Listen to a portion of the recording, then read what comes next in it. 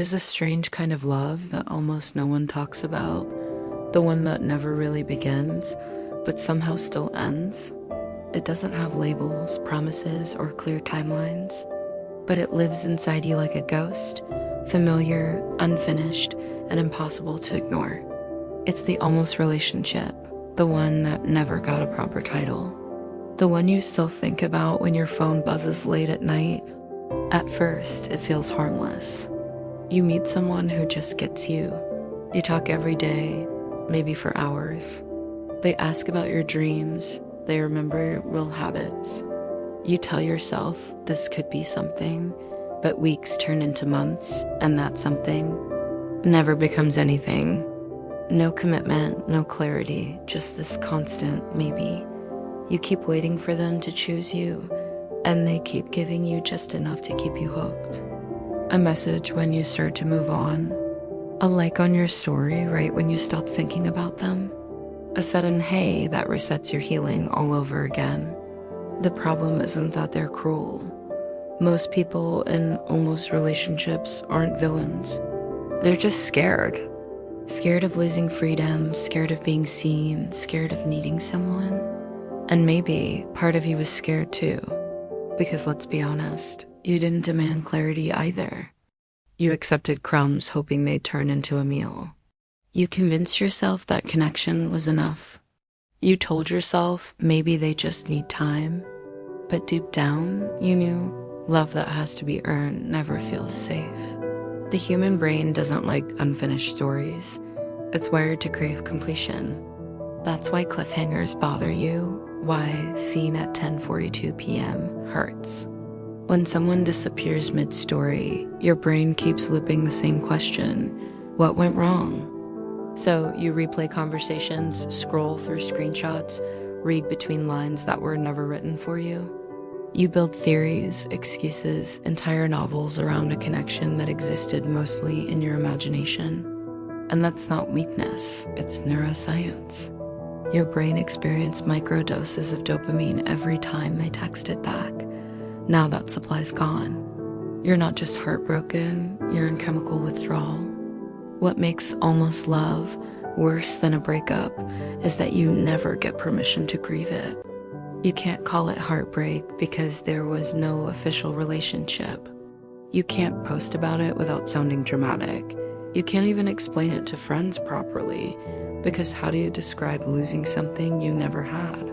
So you just carry it quietly. It's the kind of pain that hides behind casual laughter, that shows up in the songs you skip, that whispers what if at 2 a.m. when the world's asleep. There's a hidden pattern behind why we fall into these situations again and again. It's not bad luck, it's emotional repetition. Maybe you grew up having to earn love through performance, through patience, through being easy to handle. Maybe inconsistency feels familiar to you because chaos is what you learn to call love. So when someone gives you mixed signals, it doesn't feel wrong. It feels like home. But here's the truth. You don't crave the person. You crave the validation they represented. The idea that if they finally choose you, it'll mean you were worth choosing all along. That's the real trap. Waiting for someone else's decision to confirm your worth. And if you've ever noticed, the people we almost end up with often mirror the parts of ourselves we're still unsure about. They show us our fear of being forgotten, our longing to be seen. They reflect our desire for intensity without responsibility. They're like emotional mirrors. They reveal what we still need to heal. So the pain isn't just about losing them. It's about losing the version of ourselves that we became when they were around. The version that laughed easier, texted faster, believed harder. That's what makes moving on feel like an identity crisis. You're not just missing them. You're missing yourself with them. But you know what's strange? Almost relationships rarely end in hatred. They just fade. No big fight, no final conversation, just gradual silence. And sometimes that hurts even more than an argument, because anger gives closure. Silence gives confusion. You start to question everything. Did I imagine the connection? Was I just convenient? Did they ever even care? But here's the thing. You can't measure meaning by duration or definition. Sometimes people enter your life to awaken a part of you, not to stay forever. They serve their purpose, and when the lesson's learned, the connection dissolves. Painful, yes, but not pointless. So what do you do with that pain? You don't suppress it. You study it. You let it show you the part of you that still needs gentleness. You stop asking, why didn't they choose me? And start asking, why did I settle for someone who didn't? Healing doesn't mean deleting their contact or pretending you're over it. It means you stop romanticizing potential. It means you stop waiting for closure and start writing your own. Because eventually you realize something. Every almost love is a rehearsal, a practice for deeper boundaries, a reminder of what your soul refuses to settle for again. You'll meet someone one day who doesn't confuse you, who won't make you guess what you mean to them, who won't disappear when things get real. Their presence will feel quiet, steady, certain, the opposite of almost. And when that happens, you'll thank every unfinished story that came before, because they trained you to recognize real peace. But until then, take your time. Heal without rushing to replace.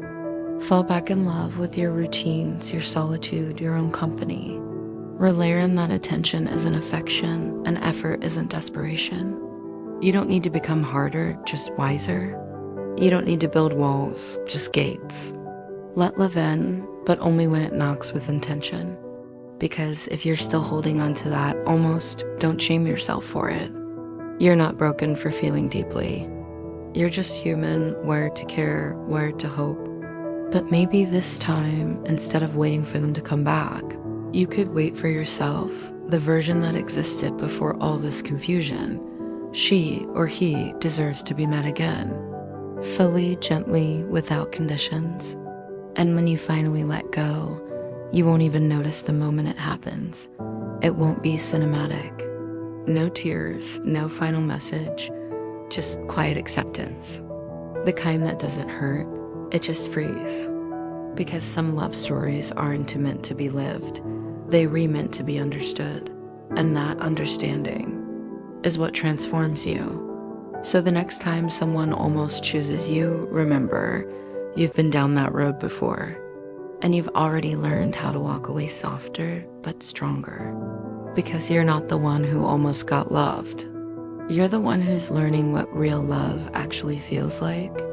And that lesson, that's worth every almost you've survived.